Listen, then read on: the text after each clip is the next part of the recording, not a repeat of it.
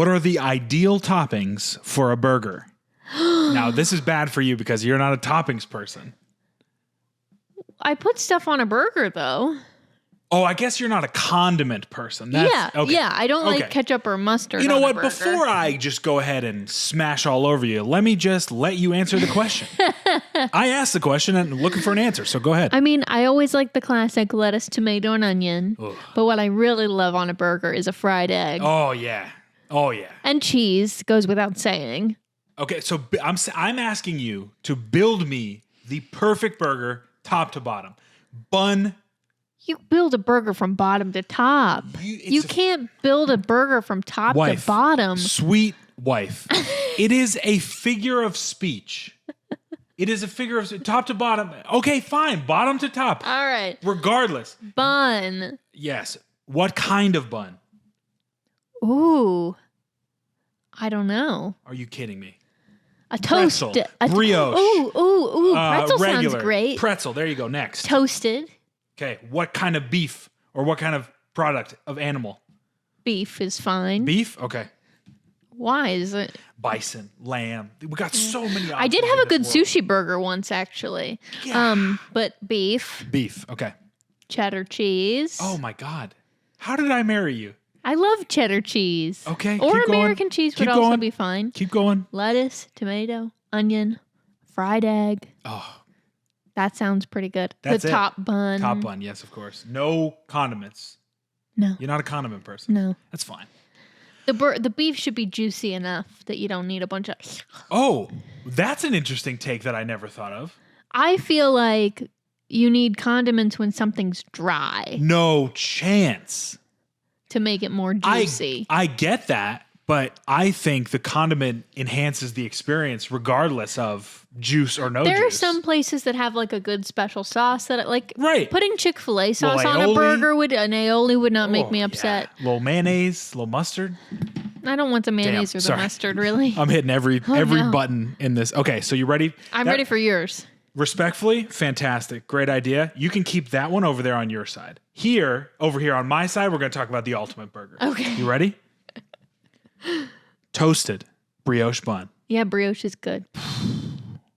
Yes, dude. Okay. We're going traditional beef. Yeah. I like a chicken burger every now and again. Yeah. Not top of the list. Yeah. B tier is a chicken burger. We used to make those. Chicken burger. We used to make salmon burgers. Mm-hmm. All of that. Turkey burgers. All of that is great, but it cannot.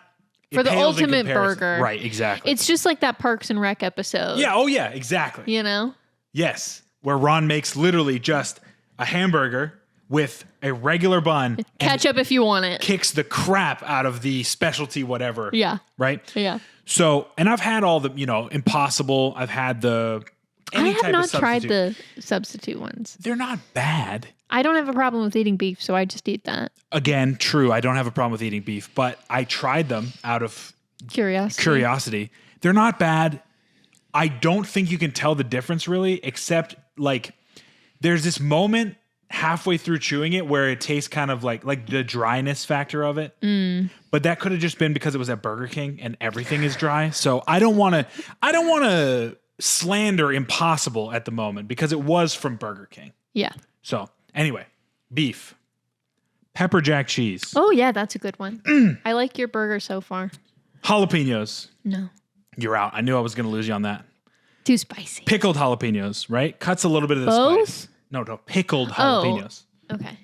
Because I want a little bit of that vinegar, a little bit of that pickle, but I also want the spice of the jalapeno. Yeah. And I felt like pickles and jalapenos were pushing it. You've really put some thought into this. Babe, I'm on a cut. Yeah, you're having cravings. All I do is think about food. Literally, I'm 2 weeks into a cut.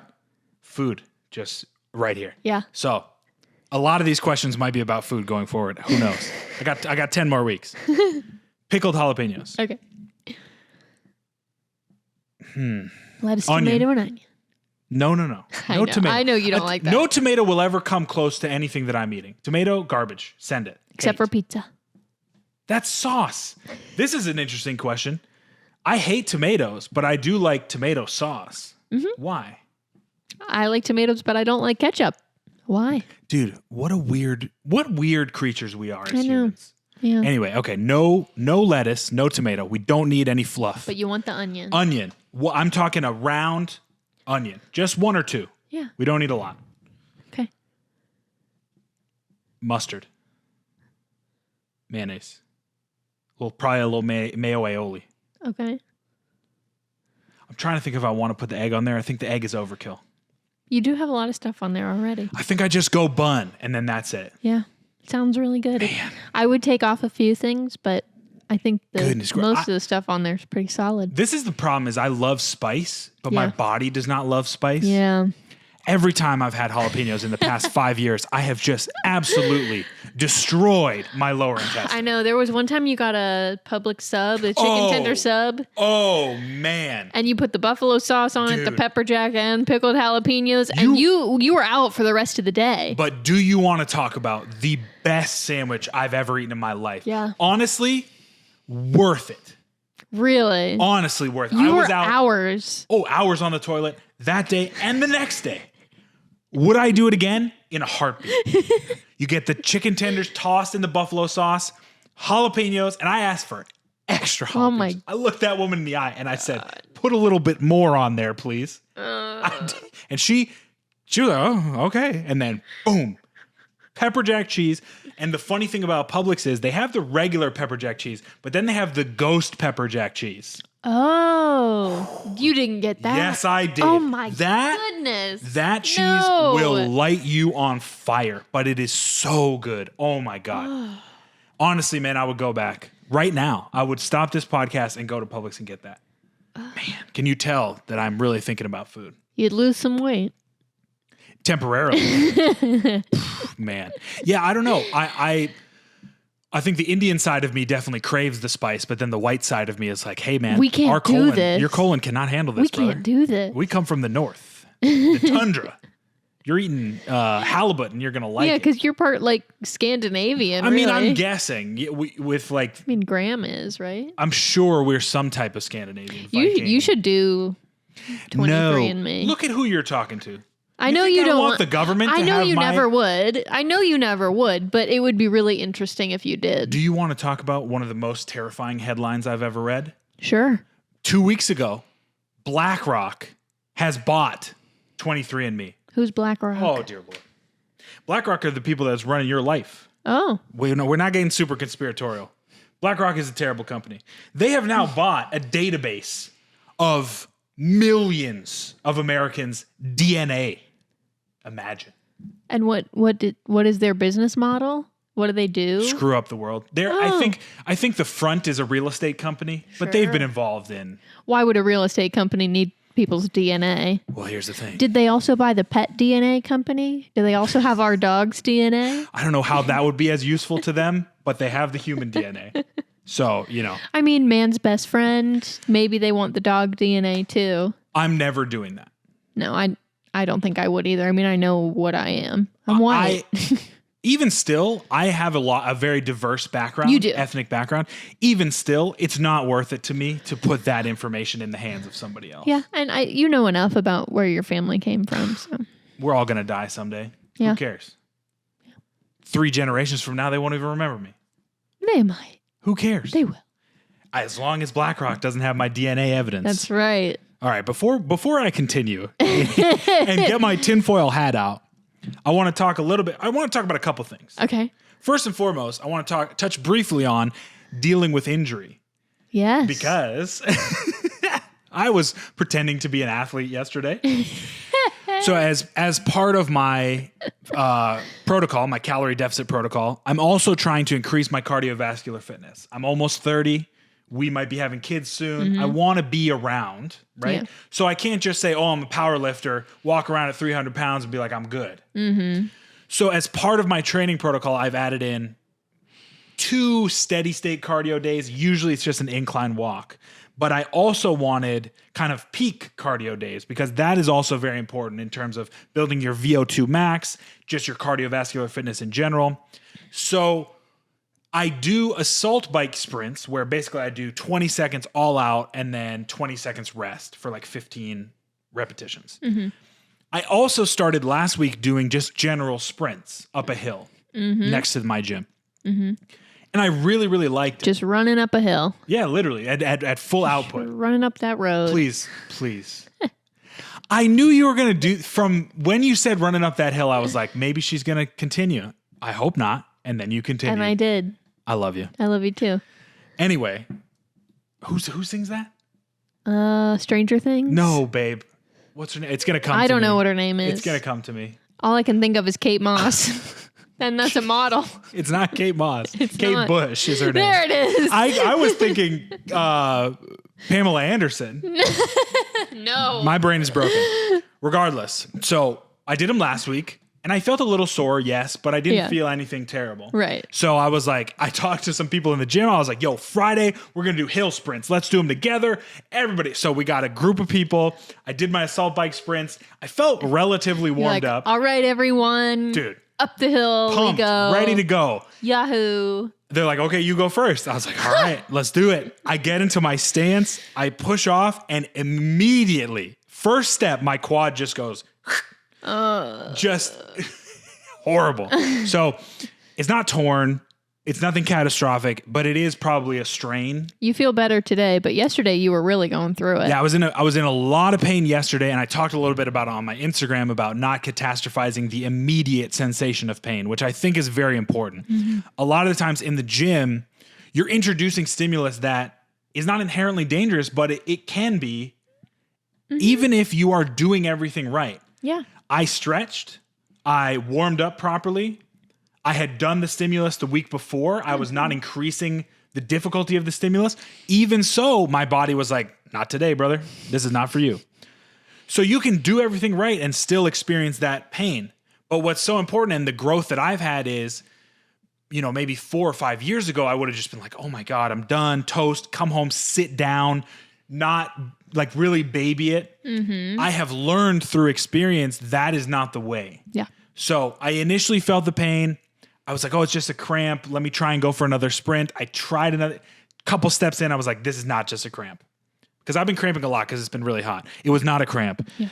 So I stretched a little bit. I walked up and down the course. And then I tried to jog up and down the course. And both of those things were 20 to 30% pain. So I was like, okay, I'm still able to do this. I'm going to be okay. I don't think the quadricep muscle is currently flapping around off of my bone. Because that happens, right? But for me, that's the initial thought. Whenever I feel anything like that, it's like, oh my God, I'm done. This is going to be surgery. This is going to be 8 months of rehab. Take a deep breath. I think a lot of people have this same reaction. Just breathe and test it out. Mm-hmm. Light walk first. Mm-hmm. Then I walked on an incline, then a light jog, then a light jog on an incline. And all of those boxes were checked. I was like, okay, it's not a catastrophe. We'll be okay. Right. So I tell that story because it's important in any physical endeavor to understand that you are inherently introducing risk more so than if you were just sitting on the couch. Mm-hmm. That risk is worth it because of the adaptation that you get. Right. Just sitting on the couch has risks of its own. Exactly. And in a lot of ways, those risks are silent. Yes. Right? But much more serious. I really. think so, yeah. Yeah. Definitely. I mean, you can just look at my favorite thing to talk to people about, and people are tired of me bringing this up in the gym, but I talk about there's an 80-year-old marathon runner and resistance trainer. And then there's an 80-year-old who was sedentary for most of their life. And they took a CT scan, I think, of their femur and their quadricep muscle. Mm-hmm. And when I tell you, one looks like a balloon and the other one looks like it's not even there. And there's nothing worse than weak, frail old people. Because when you fall, you don't have the ability to absorb that hit the same way that we do when we're younger. Yeah. So... Mm-hmm.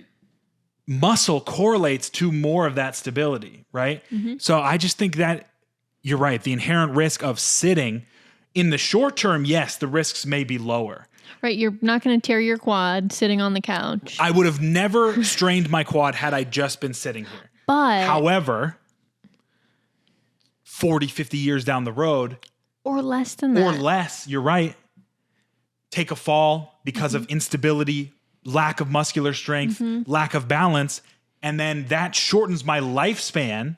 This is what happens. And the quality of your life. I mean, I've seen people as young as 40 and 50 who are severely debilitated. Right. And it's really too bad. It is. It's a true shame. Yeah. So there are a lot of really serious risks, with being sedentary that I think people are vaguely aware of. Yes, but we're not really exposed to what actually, like you see, my 600-pound life. Yeah. But that's very rare. Case. It's such an extreme. But there's a lot of people. Listen, folks. Yeah. Go volunteer at a nursing home. Not only will you learn something about being active when you're younger, but you'll also bring a lot of joy to people who need it. Well, that's true. I'm saying, just selfishly, you're going to get so much from that experience. But also, yes, you're going to be able to give something to other people. But if you really think, oh, I'm going to be fine, go look at the example of humanity that are sitting in a nursing home right now. Yeah. Who maybe didn't know the importance of, because if you think about it, my field of personal training and physical fitness is basically 60 years old. We didn't really know the importance of resistance training and muscular adaptation and how important it was for longevity. So these people that are 80, 90, that are in that state of frailness, in that state of muscular wasting, it's not their fault. They were not educated, but it is a good example to you who are on the other side of it to say, oh my God, I know. Right? Right. I know what I can do to give myself the best shot of staying strong into old age. Exactly. I mean, there's a lot of factors that you can't control, right? That's a great There's point. a lot of degenerative diseases out there. There's a lot of chronic conditions that might inhibit, you from being more active or, but there are a lot of things within your locus of control. And it's important to take control of those things and give yourself the best shot for a long quality of life. That's such a good point. I hear a lot of people cynically say, well, you could get hit by a bus. Like, sure you could. Of course you could, right? Life is random. Life is full of risk. But I think that it is on you to stack as many chips in your favor for a longer life, right? So, and we know with nutrition, it becomes very shaky because we're still learning. But we know, like as well as we can know, through testing, through observational study, through meta-analysis, that obtaining and holding muscular tissue early in life and throughout your lifespan will increase your lifespan and your health span, your quality of life. We know that as much as we can know that. So to be presented with that evidence and not... To be presented with that evidence and say, yeah, that's true, but I might get hit by a bus tomorrow, so I'm not... That's kind of silly. It seems to be a little bit defeatist. I want to be nice with my words. Because I get it. I have been on the other side and have been told about, oh, this is a health risk. I used to smoke cigarettes. I mean, I used to do all these things. I was an alcoholic. I mean, so I've been on the side of people telling me, hey man, we know this is really bad for your liver, like and your lungs are... You're doing this that's bad. You're doing this that's bad for you. You're doing this that's bad for you. And you're like, eh. So for me to be on the other side of it and speak about it, I don't want it to seem like I'm preaching from this position of like, I'm on the mountaintop and I'm better than you. Like, no, you were overweight for most of your life. The reason I talk about this stuff and I talk so passionately about it is because I've done all of it. I've been overweight. I've been sedentary. I smoke. I drank. I did all of the things that they tell you not to do. And then I stopped doing that and have experienced a massive change and more fullness of life. Yeah. We talked a couple episodes ago about how much your life has changed. Right. You feel better. You're happier. Your mood is better. Yeah. You have more energy to do the things that you enjoy. Yeah. I mean, it was just a complete 180. Yeah. And I've been very fortunate in that. But I always want to be careful because it can seem like I'm saying, hey, it's easy to do this. Or it's certainly not easy. It's difficult, but it is worth it. That's it at the end of the day. So when you're in the gym and you feel a little bit of pain, to bring it back around to the pain discussion, we'd love to get on tangents. To bring it back, think about it. Test it out, understand that the risks that you are presenting are for a greater purpose than the hidden risks of being sedentary. Yeah. Well, and I think it's also important to note that it's not like being active and being fit is not all or nothing. You don't have to be going super hard in the gym or sitting on the couch. Yes. So when you do have some discomfort or like a strain or an injury, you can do something lighter if you need to for a couple of days, a couple of weeks until you feel like you can go back to 100%. Well, that's a great point. And that's what I did when my arm was injured. Yeah. I'm not a power lifter. I'm not a gym rat. No, but you had built up a level of fitness and a level of intensity in your workouts that you could no longer do because of my arm really hurt. Mm-hmm. But you did a great job modifying and returning to a level where now, when you want to, you can push back to that level of fitness that you were at. Yeah, exactly. And on my plan, I have squats on Monday. Today's Saturday, right? So I injured myself yesterday. That was Friday. I'm going to go in and get under an empty barbell and listen to my body. I'm very good at telling people to do this. I'm not very good at doing this myself. You are very bad at doing this. Do as I say, not as I do, to all my clients who are watching this. But I'm going to get under the barbell and I'm really, really, really going to be honest with myself and be like, hey, maybe you skip the squats today if there's even an inkling of pain. Because you don't want to make it worse. Exactly. That's the thing. You know, it's like, do you not squat for 3 days? Do you not squat for 3 years? Months. Yeah. You get the choice. Yes. Yeah, 3 years is a lot more like 3 months, but you get to choose. Well, you never know. You never know, right? If it did develop into a quadriceps tear, that is a massive injury to come back from. So I've got to remind myself that. Yeah, you have to kill the base brain and think with the frontal lobe instead of no lizard brain. Right. Use your man brain. So the other thing that I wanted to talk about that I had written down here is the danger of cults. Oh. Now we're not talking about about the Branch Davidians here. We're not telling you to drink the Kool-Aid. I'm talking about fitness cults. Oh, such as? Okay. So the big one that's been on my mind recently, and I'm seeing a lot of this on Instagram, is the high intensity, low volume crew and the high volume, low intensity crew. Okay. Let me define some terms. Okay. I think I know what you mean, but So volume refers to the amount of sets, reps, and weight that you're doing on a given day, right? So the amount of work that you are doing. Intensity refers to the load. It can be absolute load, so a percentage of your 1 rep max. So the intensity, if you say you walk in and you got 1 set of 10 at 75%, that 75% dictates your intensity for the day, right? Or it can be subjective intensity, RPE, rate of perceived exertion. So instead of 75%, it says RPE 7. And that means however you define RPE, you go in, you work up to a 7, and then that's your intensity for the day. Can I try to translate this? Go for it. Okay. So high intensity, low volume would be it's very hard, but you don't have to do a lot of it. And low intensity, high volume would be it's easy, but you have to do a lot of it. Easier, yes, right? So easy and hard, I don't want that distinction because high volume is difficult to do. 10 sets of something is difficult to do. Oh, yeah. I'm just saying, like, I guess the weight is lower. Like, it's to do 1 rep would be easy, but you're doing a lot of it. Versus high intensity, low volume would be to do 1 rep is very hard. Yeah. And you're not doing very much of it. That's a good point. Yes. That's what I mean by easy and hard. Yes. A single rep is easy or hard, and are you doing a little or are you doing a lot? Yes. That's a good, yes. You got the gist of it. Okay, excellent. Regardless, there's a camp of bodybuilders, Dorian Yates, Mike Menser, who were proponents of high intensity training, specifically for bodybuilding. Okay. Right? They would go in, do maybe 2 or 3 warm-up sets on a given exercise, and then do 1 high intensity set to failure. That's it. Huh. Of each exercise for the day? I mean, they could be doing 2 or 3 exercises per day. Wild. So they're in the gym for all of 15 minutes, it sounds like. Shorter workouts, right. And I think that appeals to a lot of young men because you're lifting heavy. That there's that, like we talked about, the lizard it's like brain. Ego. It is very ego. It's like, I'm going to push myself until I die. Whether or not it's effective, I can see why it would appeal to people's ego to do it, I guess is what I'm saying.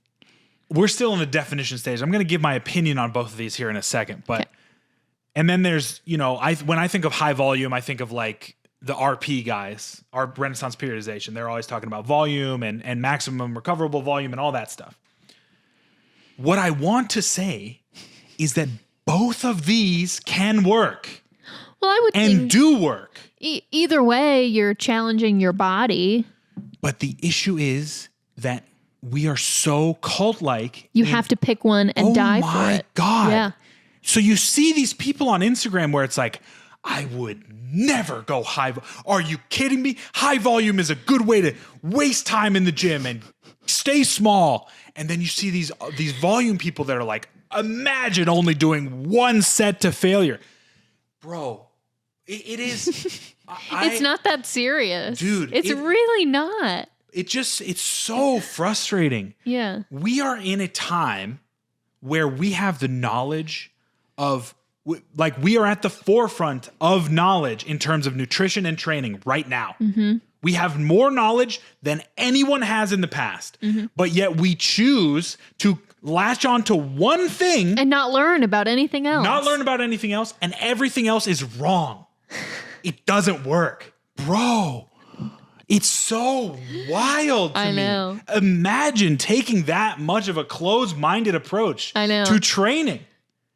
Because I have always been one that has said, I'm going to try anything and everything to see what works best for me. Mm-hmm. Because at the end of the day, individual difference, there's a graphic out there where it's like the hierarchy of important variables for training, and it's a pyramid. And then encircling the pyramid is individualization, because it is how those variables then relate to you, to your lifestyle, to your ability to recover, your genetics, your preferences. I would never do high intensity, low volume. Personally, imagine. I wouldn't want to do that. I just don't want to. It's not that I couldn't. It's not that I'm a weakling, which I am a weakling, first of all. But that's not the reason why. I just wouldn't want to do that. I'm a personal trainer, and you come to me and say I'm in the camp of high intensity. You, or maybe a 70-year-old lady who's never been in the gym. And I say, all right, Gladys, get on the leg press. We're doing 800 pounds for 2. No. Well, what are we talking about here? This is chaos. And that's just a preference. But that's obviously a hyperbolic example, but you have to take these things to their fullest. Mm-hmm. So if you are in the high intensity, low volume camp, take that all the way. That means you think only this works for every single person. There's no way that's true. Incorrect. Impossible. So these individual differences, and I will say my bias is usually towards higher volume. I have always grown and experienced more change with volume being my main driver rather than intensity. Mm-hmm. That has kind of set me back a little bit because I compete in a sport focused on intensity. Mm-hmm. Powerlifting is about a 1 rep max on the squat, bench, and deadlift.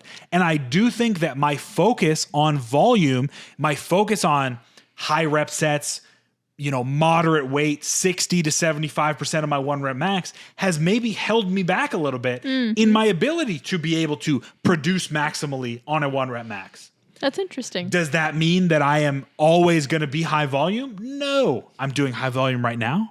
And then when I'm done with this program, I'm going to shift into high intensity. Try something else. Oh my God. And you're going to make gains both ways. Exactly. Because like I said a little bit earlier, it's like either way, you're challenging your body. Your body's going to have to make adaptations no matter what. You're still challenging it, whether it's with the high amount of weight or the high amount of volume. Either one is a challenge. I think the big problem is everybody wants to think of themselves as elite. So these variables become very important when you are elite, when you are top 10 Olympia, when you're or an Olympic weightlifter, competing at the Olympics, or you are a powerlifter who is at the World Championships. Exactly. That's when these distinctions become very, very important. Like win or lose. Exactly. Yeah. However, that is for you and me 0.00001% of the population. Right. But we look at this stuff on Instagram and say, I'm definitely elite. Oh yeah, I need to be doing what Chris Bumstead is doing or what Arnold Schwarzenegger was doing because I am exactly like that. I hate to break it to you. You're not. You are not. I am not. She is not. I definitely am not. That's totally fine.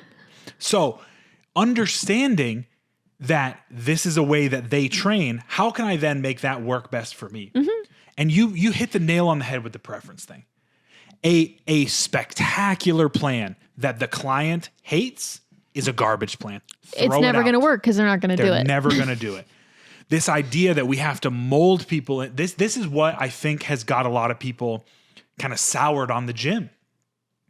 They go in and you don't know anything, so you reach out to somebody that you think knows something. And then they tell you what worked for them. You go in, you try that, you absolutely hate it. And you're like, I'm never going back to the gym again. Mm-hmm. Imagine if the beginning of my gym journey started with me reaching out to one of the people in my life who really like endurance.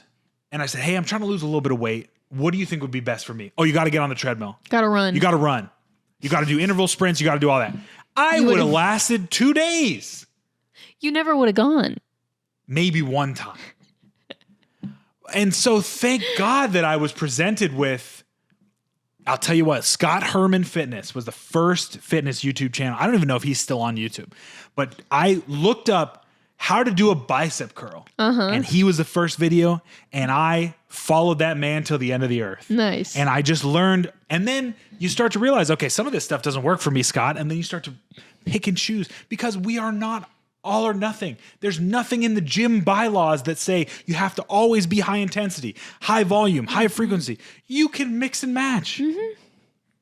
And change it during different seasons of your life. Dude, man, it's so true. Yeah. I think it's really not that serious. Not to say that it's not serious for your health, like we were talking about. It's very important. Right. But it's not that serious. Almost everything works. Yeah. And we don't like to hear that. Especially, it's hard for me as a coach to hear that. Yeah. Because I think that my style of training and relating to my clients is the way that's making it. Honestly, a lot of my clients had that potential in them already. And I just gave them the roadmap. It's not some special protocol that I'm giving people. But on the other side of it, like how freeing to know that when you go to the gym, whatever you do is going to be good for you. If you run or walk on the treadmill, it's good for you. Right. If you do, 5 sets of 10 of a little bit of a bicep curl, that's good for you. Right. If you do, 800 for 3 on the leg press, also good for you. Good job, Gladys. This is great. Yeah, no matter what you do. Yeah. You can just go into the gym and say, I'm going to do today. Yeah. I want to work on my legs. Yeah. Do a couple leg things. It was good for you. Yeah. It might not be the most tailored, targeted approach, but it was still good for you. Well, this is great. I think what's fantastic about that is as a beginner, yes, that's true. And then you start to realize as you go, okay, progress has kind of stalled a little bit. Now I need to get a little bit. So, and then you do some research, you find a coach, dude, you know. It's fantastic. It is truly fantastic how the body works. That literally at the beginning, almost everything works. That is so encouraging. And then you can start to realize, okay, I like this. I'm enjoying how this is affecting my day-to-day life. And then you become more specialized. Yeah. And you don't have to, really stress about, I'm supposed to go to the gym today. What am I going to do? Yeah, right. It's like you can just go and do some stuff, try some things. Like, what that guy's doing, that looks like something I could do. Yeah. And do it. All right, let's keep this train rolling. right. Let's answer another question. All right. I've been feeling generally nauseous at the end of cardio each time I do it lately. I've done.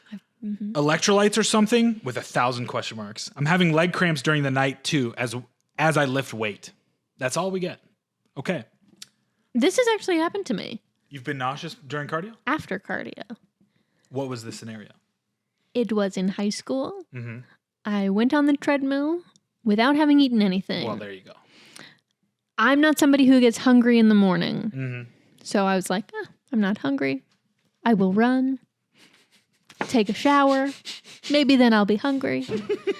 I threw up in the shower after my run because all of a sudden, it hit me out of nowhere. I broke into a cold sweat. Wow. It's nauseous. And I was just hungry, depleted. Wow. Because I ran for, 20, 30 minutes on an empty stomach. So there's live and learn. Well, yeah. I mean, you were young. Yeah. There's a flow chart of answers to this. So I think top of the list is going to be, are you adequately did you eating? fuel yourself for the run? Because if not, then there you go. That is 9 times out of 10 going to be what's causing the nausea. Now, there are people who thrive on early morning pre-breakfast cardio because on the opposite end of the spectrum, if you eat, that could also make you nauseous. Yeah.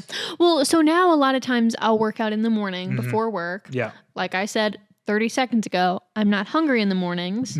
So I know now kind of when my hunger is going to hit me. Yeah. I can do my 30-minute, workout, rest for a second, Get some food drink in. the protein Like shake, and then be okay. Yeah. And that's usually my breakfast until my morning snack, and that's fine. So unfortunately, you don't know until you try with this. I've tried both. I've tried fasted cardio. I've tried fasted weightlifting. I would not recommend that. Good Lord in heaven. That was the worst workout I've ever had in my life. I have eaten a big meal. I've eaten a moderate meal. I've done a lot of these things. I have found that eating a moderate high carb meal about an hour before weightlifting is the best case scenario for me. And if I'm doing cardio, I don't have to eat. I do like to have something in my stomach, like a banana, but it's not the same type of meal that I would have for a pre-workout meal if I was going in to train. So that's number one. Number two, and the cramping part about this. Is that electrolytes? Yes. I would think with cramps also being present that you need to look at your hydration. Don't let me get on this tangent about, well, actually, yeah, we're going to get on this tangent. Get on You're not hydrated if you think that you can just drink water and that is what is hydrating you. Electrolytes. This is a great word. Sodium, magnesium, potassium. These are the electrolytes. These compounds bring hydration into the cell.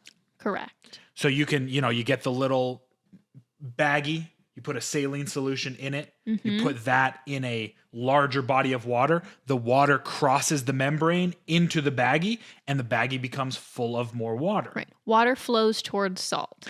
Exactly. So your cells work the exact same way. Yes. One of the biggest misconceptions is, okay, I'm just going to pound a bunch of water and then I'll be good. That water won't flow into the cells unless there are electrolytes. You are just flushing it out. Yep. So, especially this becomes very apparent when I have trained people who are trying to lose weight. Obviously, I've been trying to lose weight. When we're on a lower calorie diet, usually we remove some of those fattier foods that also come with very it. Salty. Very salty, very high sodium. Potato chips. Right. Burgers, pizza. So we've taken that away, but we have not adequately replaced our salt intake with either table salt on the whole foods that you're eating or an electrolyte mix, Gatorade, anything like that. So an easy way to tell, this is kind of an offhand way to tell, is for every 4 bouts of water, so 8-ounce servings of water, you should have a Gatorade or an electrolyte mix. Or salt in your food. I have found that the salt in the food is very random because you could oversalt something, you could undersalt something. It's easier for me, and I'm a numbers guy when it comes to my nutrition. I like to know I have a 1/4 teaspoon next to the salt shaker that I pour into my food. I'm a little neurotic when it comes to this type of stuff. But you just started doing that kind of as an experiment. Right. Yeah. But I am very prone to dehydration, and I work out in a warehouse. You are very prone to, even in high school playing I've been hospitalized football. 4 times for dehydration. Not in a long time, but in high school. In high school, yeah. Right. Because I've learned a little bit more about how my body works. Yes. But I work out in a warehouse. There's no air conditioning. Georgia, hot, humid. So I have to take adequate care of my electrolyte and hydration balance. So what I do is, and the brand is not important. Hear me and hear me good. The brand is not important. We use Liquid IV because it's at Costco and it's easy to find. And it was $8 off this week. Everybody go to Costco. You can use anything. You can pour table salt in your water. I don't care what the brand is. But I do think it is important to include some type of electrolyte packet, powder, whatever, to really ensure that you're getting the electrolytes that you need. But like you said earlier, this should not be the only thing you drink. You do also need to drink plain water. Yeah. Oh man, great catch. Because you get into trouble. Well, because you see these influencers saying, you drink a packet of liquid IV, element, whatever. Yeah. And it's like drinking 3 bottles of water. If I've heard that once, I've heard it 1,000 times. That's impossible. Right. And so people, I'm sure, drink, 4 of them. It's almost as if I drink 12 bottles of water today. And it's like, no. That's not how it works. I have heard that. I've never heard many times. That is so disingenuous in market. Is. That is horrible. You need to drink regular water. My goodness. Also. I cannot imagine. I'm so serious. Wow. I'm so serious. So yeah, you need to drink regular water, but adding in some electrolytes is going to support your overall good hydration. How I do that is if you look at any of these packets, these electrolyte packets, usually they recommend 8 to 12 ounces of water with it. Whew. I overdo that. I put it in 40 ounces. 40 ounces, right? So that way... And it's still really strong flavor. I know. Could you imagine in 8 to 12? I've had a lot of people say, I've tried those and I hate the way they taste. More. It's like, you're not putting enough water in it. Definitely dilute it more because it is very strong. Very strong. So that's kind of a way that I get my day started with one of those, usually a caffeinated version, which I really like. But I think it's important to start your day with it. And then for me, what I do, because I sweat so much, is I get another one in post-workout. You only do one a day. That's all you need. Again, individual difference plays a huge factor here. I am 290 pounds. And you sweat a lot. And I sweat. When I tell you I sweat, you've heard. I've talked about it. I go through 3 shirts. You've sweated on this podcast before. I just recorded a video a couple days ago, and I had to stop for like 10 minutes in between and go get a towel. I'm soaked as if I've just come out of the pool. It's horrendous. I curse my genetics, and I love my parents, but they really got me on this one. And see, I don't sweat at all. Yeah, I don't think I've ever seen you sweat. Unless I've been like running. Even then, you get like red in the face, and I glow. Maybe there's like a glisten on your brow. I get red. When I sweat, dude, it's falling off of me. There's a picture of us from high school, and it's after a football game, and I'm hugging you like this, and I'm like, oh man, I wonder if the look of pain in my eyes. I wonder if I can find that. It's somewhere around here. But anyway, so I don't sweat like you do, so I don't need. So your hydration needs are different than me. Right. I'm also half your size. Right. It's summer now, folks. It is very, very, very important to focus on this because you don't know how impactful your hydration is. So, couple examples. If you're on a fat loss diet, like I am, being dehydrated can also mask itself as being hungry. So a lot of the times I'm not hungry. I'm just, my hydration is off. Water. And imagine if I fall into, an extra 300 calories here or there, that's putting me out of my calorie deficit because I was hungry when in actuality I was just dehydrated. Well, and I see all these like cute, funny reels of like me. Oh, I have a headache, I'm tired, and I feel terrible. My husband, have you drunk any water today? Right. And it's like, it's cute and it's hilarious, but it's also true. Yes, it absolutely Maybe is. you do need to drink some water. That maybe is why you have a headache. So an actionable tip for every 4 parts water, whatever that is for you, 1 part electrolyte mix. And that can be Gatorade, Element, Liquid IV, Tri-Oral, whatever. Again, don't care about the brand. Doesn't matter. Everybody's always asking me, which brand? I don't give a good goddamn about the brand. Get the damn Element and put it in your water. Yeah. I'm passionate about hydration. You are. I really am. Well, and it's something you've really encouraged me with, and I feel a lot better now that I drink water. I'll tell you what, the 3rd time that I was in the hospital hooked up to an IV, I was like, I got to figure something out. This is not working. I passed out on the field. Yeah, you had heat stroke. Well, that was separate. Major heat stroke and then major dehydration. Yeah. Dude, it's not good. Yeah. Don't be like him. Don't be like Don't be like past him. Be like current him. Yes, there you go. Be like current me. Yeah. All right. We're going to have to skip this question again. No. It's too long. Oh. It's like 5 paragraphs long. Oh my gosh. But I love these. No, we're skipping it. Okay, we can do it.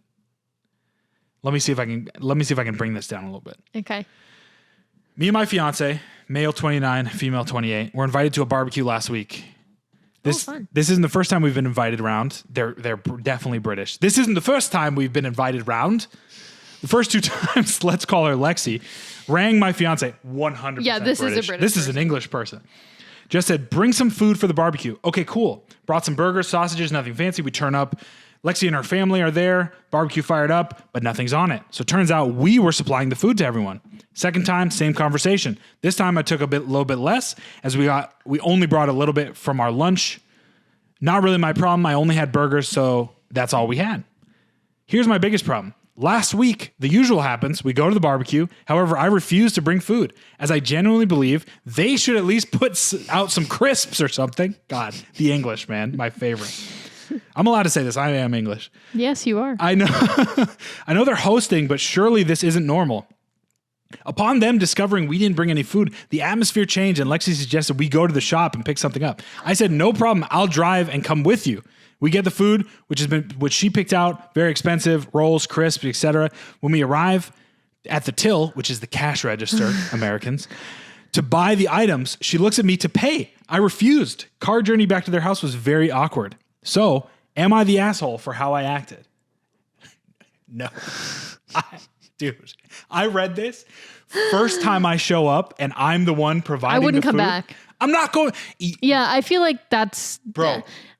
Good on you for going back 2 more times. Yeah. You know the deal. Honestly. You know the deal on Yeah. What do you think? You got us this time, we'll get you the next time? No way. Clearly this person is looking to you to provide the food. I would have made her split it with me at the till. At the till. I wouldn't have made her pay for the whole... It's like you still are going. It is nice to bring something. I would have split it with her. If that was the first instance of this, I would have split it with her. Yeah. This is time number 3 when they have invited you to the barbecue. That's crazy. I mean, you should always bring something if you're going to somebody's house. Yeah, you're good about that. But if somebody's hosting you, I feel like if you're hosting, you're providing the majority and like maybe your guest brings some drinks. Maybe your guest brings a dessert, but not dinner. I don't know if this is a cultural thing, but yes, if someone invites you to a barbecue or to a dinner, they're putting it on and you're bringing them a bottle of wine for them to have another day. The unspoken rule would be we will prepare the food, yes? We're having a barbecue whether you come or not. Would you like to come? That's a great point. What happens if they didn't show up? What happens if they said, they're not having a barbecue? Oh, yeah, we'll be there. And then they're like, oh, we're not going. Oh, change of plans. We can't come. Sorry, we'll miss you tonight. Is Lexi going to call him up and be like, hey, you're supposed to bring the food? Hey, I know you said you can't come, but could you drop off the food you were going to bring? I was thinking the same thing. It's like, what was their backup plan? I felt uniquely qualified to talk to this in terms of cultural because... No, this is not a cultural thing. I've been to a lot of English barbecues where the host had provided the food. I think this is just this person doesn't understand the concept of throwing a party. It's baffling. That is really weird. That is really crazy. Weird. Yeah, you should always bring something. And like, I don't know, if your friend has invited you over for dinner and they're going to be giving you dinner, you should still bring something. If you can't cook, bring a case of beer, buy some cookies from the store. You don't have to make anything. Right. Nobody said you have to make it. You just have to bring it. Yeah, but you love to make stuff. I do. Well, and that's me. I love to make stuff. True. But there have been a lot of times when I have been really busy, haven't had time to make stuff. So it's like, hey, swing by the store on our way over to so-and-so's. I'm going to grab a cake and a bottle of wine.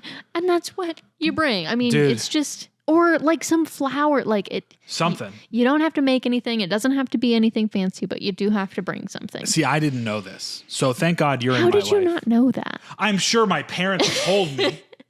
My parents, dude, my parents, not only did they make me go to the etiquette class, but then I had to teach the etiquette class. Yeah, you taught cotillion. Some of the worst memories of my life. I taught people how to dance. I pity to think where those young men and women are in their life. If I was your dance instructor, you need to go and relearn how to dance. That's better than me being somebody's dance instructor. I taught people how to dance. I should not have been doing that. I mean, the dance they teach you at cotillion is the box step. I mean, we learned the foxtrot, we learned the waltz, and we learned the rumba. Yeah. Those are pretty intense. Yeah, the rumba. I mean, you didn't do the real we weren't rumba. Dancing with the Stars. I'm saying it was very simple steps. I did cotillion. I can say that. It was very simple. Anyway, I do think at some point I was told that you should bring something. But in college, what happened was going over to somebody's house was not a thing. Right. So you live in the same room as all of your friends. So nobody's going anywhere. I don't remember. We went to our first adult get together, and you're bringing something. I'm like, what the hell are you doing? These are our friends. We've known these people since we were 18. What are you doing? And you're like, I'm bringing something. Like, why? That's what you do. Yeah, it is what you do. But again, if they were coming to us, I would have made dinner for everybody, and they would have brought something. I don't know, man. We were going there. They had the dinner. I brought something. Yeah, that's very odd. He's not the asshole here. No, I'm at a loss for words because, but I'm honestly confused. Yeah, no, fool me once, shame on me. Fool me twice. Twice. Can't get fooled again. George W. Bush. But yeah, it's like you go the first time, you were the only, that's weird. I'm not doing that again. No, dude, her whole family was there. It wasn't like they were the only people. I know. No, I'm saying it's like you went, you were the only person that brought food. Oh, this is weird. Okay. I'm not going to do that again. I mean, could you imagine? Just say you're busy. Don't do that again. I think I probably would have laughed in their face. Like, hey, where's the food? I don't know. Isn't that on you? You're the one doing it. Yeah, this is your party, man. So no, it is not a British thing as far as I know. Like I said, been to a couple English barbecues. Yeah. They always had Have food. you ever been to a garden party? I feel like that's very British. Have I been to a garden party? I would love to go to a garden party. I've done a lot of English Seems like my kind life. of party, honestly. I mean, it's boring. Who cares? It's tea and gardens. I'll tell you the most English thing I ever did. I went and had tea in the Ritz-Carlton in London. Ooh. And when I tell you, fancy. I should not have been there. I was 9. And my mom, for some reason, did you have your Game Boy with you? I think so. I should not have been in this establishment. No, you should not have. And I was a very picky 9-year-old. You didn't eat the cucumber and cress? God help me. Dude, I think I lost like 20 pounds in London because I just didn't eat any of the food. And I was everywhere I went, I was like, do you guys have chips? Fries. They're like, no. I was like, what do you mean? And then finally we went to I think we went to a fish and chip shop. Sure. Thank God. And all I ate was like 3 baskets of fries. And I was like, sustenance. I can live. And London has some great food. Like, I think if we went now, you would eat more. Indian food is fantastic. I mean, everything there is really good in terms of food. But I love fish and chips now too. So, but man, when I was at 9 years old, that was not a great food. When I was 9, I ate what my mom affectionately referred to as the white diet, meaning I would only eat food if it was white. Bread, pasta, cheese, rice, cheese, chicken. No, you didn't eat chicken. I ate chicken nuggets. Okay, fine. I didn't eat like when you say chicken, you think chicken breast. 9-year-old me was not eating a raw chicken breast. Did you eat fish sticks? No, I don't think so. I ate dino nuggets. Sure. And bagels. Oh, man. And cream cheese. Also bagels white. And cream cheese. I ate my weight in bagels and cream cheese. I wonder why I had weight problems later in life. Who would have thought? Not a lot of protein in that diet. Protein didn't exist for your boy. No, man. And what was so funny, my siblings and I are far enough apart. Like, I'm 4 years older than my sister, and I'm 8 years older than my brother. That by the time my brother was born, all of us were on such different eating schedules that we were not eating dinner together. It was like, I got home, I ate something, Ellie got home, right? So we just Dave had been drinking chocolate milk all day. Yeah, Dave, we didn't even care about what Dave ate. Dave ate whatever he wanted. And so it was like, oh, whatever. We could so I would have grilled cheese was like a main one, pasta. Ellie ate so much rice. She lived on rice. Bowls and bowls of rice. So yeah, our nutritional upbringing, not diverse. Let's just put it that way. So yeah. Well, and you guys are all really stubborn. And so I don't think your mom could have convinced you to eat a piece of broccoli if she tried. Yeah, I don't blame. I'm sure she did try. I don't blame anyone involved in rearing us. You are so stubborn. I can't get you to eat stuff. The three of us will battle you. Yes. I've tried to get you to try things and eat different things. You won't do it. No. Yeah. Why would I? You're very stubborn. I'm almost 30. I'm set. I've found the foods that I like. Those are the foods that I'm going to eat. You probably said that at 9 years old.